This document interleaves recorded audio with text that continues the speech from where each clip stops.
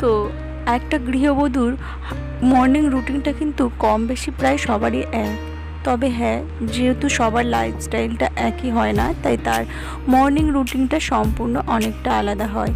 তবে দিন শুরু যদি সুন্দরভাবে হয়, তো তার জন্য তো আমাদেরকে অনেক পরিশ্রম করতে হয়। আর দিনের শুরুটা যদি অনেক কিছু কাজগুলোকে আমরা এগিয়ে পরিপাটি করে গুছিয়ে করে নিতে পারি, তাহলে আমার মনে হয় সারাদিনটা আমরা অনেকটাই থাকবো ফ্রি। আর স্ট্রেস ফ্রি থাকলে আমার মনে হয় শান্তিটা একটু একটু করে হলেও আমরা কিন্তু অর্জন করতে পারি।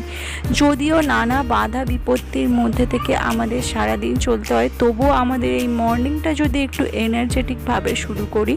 আমাদের গৃহবধূদের তো সারা দিনের মধ্যে অনেক কাজ থাকে, কিন্তু এই মর্নিং রুটিনের কাজ যেন মনে হয় কত তাড়াতাড়ি শেষ করা যায়। গেলে মেয়ে মানে বাচ্চাদের ছেলে রয়েছে, তো আমার তো একটা মেয়ে রয়েছে। আর বলছি সেই যে ওকে সময় দেওয়াটা দিতে পারবো। তো আমার মেয়ে এখন ঘুমাচ্ছে আর আমি সকাল সকাল উঠে গেছি। তো নমস্কার বন্ধুরা, আমি সুপর্ণা, আর সুপর্ণা বায়েন ব্লগে সবাইকে স্বাগত। তো দেখতেই পেলে সকাল সকাল উঠে গেছি, আর উঠান ঝাড় দিয়ে ঘরগুলোকেও ঝাড় দিয়ে নিয়েছি, আর এখন মুছছি এগুলোকে আর কি। তো তেমন বলতে শুভেচ্ছা তো এখন ঘুমাচ্ছে, আর আমার কাজ হচ্ছে সকালবেলায় যে কাজগুলো থাকে শুভেচ্ছা ঘুমিয়ে ওঠার থেকে আগে আমার এগুলোকে কমপ্লিট করা। তো আমি চেষ্টা করি রুটিন বাই মানে যেমন একের পর এক যাতে আমার আর এক রেগুলারই আমি এটা রাখি। কেননা একই যদি জিনিসটা কাজের রুটিনটা যদি এক থাকে, লাইফস্টাইলটা চেঞ্জ হলে ভালো লাগে, কিন্তু কাজের রুটিনটা যদি এক থাকে তাহলে আমাদের কাজ করতে কিন্তু তেমন কোনো অসুবিধা হয় না। তো যাই হোক, মোটামুটি আমার তো বাসি কাজকর্ম প্রায় অনেকটাই কমপ্লিট হয়ে গেছে। তো আমার একটা ভালো লাগার জায়গা হচ্ছে নিজেই তৈরি করছি, সেটা হচ্ছে আমার ইনডোর প্ল্যান্ট। তো এই যে গাছগুলো দেখতে পাচ্ছ, এগুলো এখন লাগাবার কোনো ব্যবস্থা করা হয়নি। যে কতটা মানে ডিআইওয়াই বানিয়েছি লাগিয়ে দিয়েছি, তো সেই জন্য এই কটা পরে বানাবো।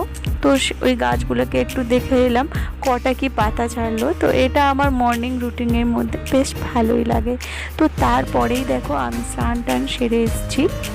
জেনারেলি যেমন হয়, স্নান করার সময় আমি আমার জামা কাপড়গুলো ম্যাক্সিমামটাই কেচে ফেলি।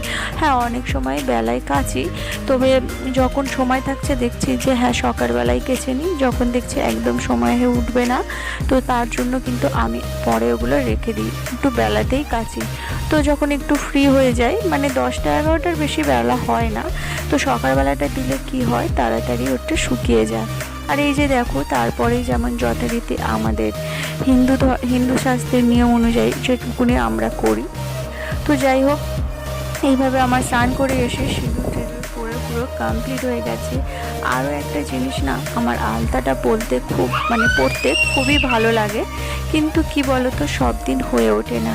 তাই আজকে পরেছি, তো বুঝতেই পারছো আলতা পরে নিয়েছি মানেই হচ্ছে ঠাকুর ঘরেই যাব। আর এটা থাকে স্নানের পরে যদি একটু আলতা পরে স্নিগ্ধভাবে মনে হয় নিজেকে স্নিগ্ধ, আমি কতটাই মানে নিজেকেই বলছি যে যাই হোক ঠাকুর ঘরে যাওয়ার জন্য। আর এই যে আগের দিন যেগুলো দিয়েছিলাম কেচে, সেইগুলোকে এখন রোদের মধ্যে কিছুটা মেলে দিলাম। আর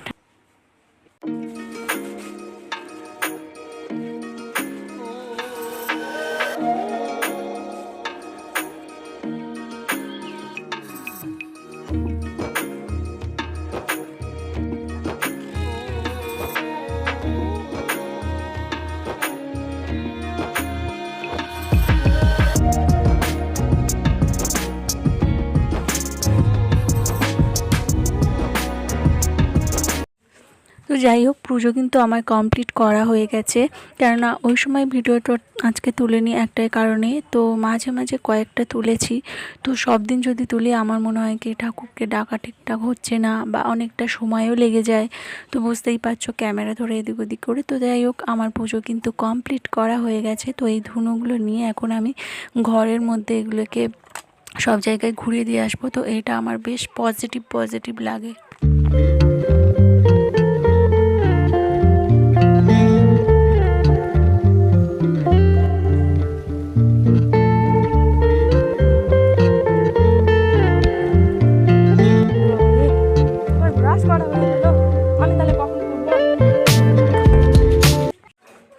ওইসব কাজগুলো তো আমাদের কমপ্লিট হয়ে গেল। হাউসওয়াইফদের কাজগুলো কিন্তু প্রায় সকালে একই রকমই থাকে, শুধু একটু 19-20 একটু আলাদা হয়। তো যাই হোক, অন্যান্য কাজগুলো করে নেওয়ার পরে আমরা কিন্তু চলে এসেছি রান্নাঘরে।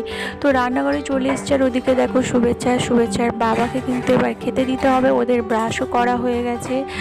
আর হচ্ছে কি দেখো, এই বাসনগুলো উল্টো পাল্টা হয়েছিল একটু। এই জায়গাটা আমার সাজানো না থাকলে মনটা যেন মনে হয় কাজগুলো পুরো অসম্পূর্ণই থেকে গেল। তো তার জন্য ওই কাজটাও আমি আগেই করে নিলাম। রান্নাঘরে যেহেতু এসেছি টিফিন বানানোর জন্য, আর তো দেখতেই পাচ্ছ শুভেচ্ছার জন্য একটু বানিয়ে নিয়েছি কমপ্লান।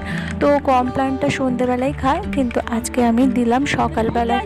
তো ওর এই যে এনার্জেটিক মানে হেলথ ড্রিঙ্কসটা আমি সকালবেলায় রাখি না, এমন হাতে গড়া টিফিনগুলোতেই সকালবেলা রাখি। আজকের আমার তেমন খুব একটা সময় নেই, আর ও একটু বায়না নিয়েছিল।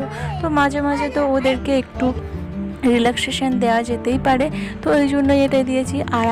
আর শুভেচ্ছার বাবারও খাওয়া হয়ে গেছে, আর আমার আর তেমন খাওয়ার মতো সেরকম মানে কিছু নেই। তো তার জন্য দেখো ব্রেড ছিল, ব্রাউন ব্রেড, তো তার সাথে একটু মধু লাগিয়ে খেয়ে নিলাম।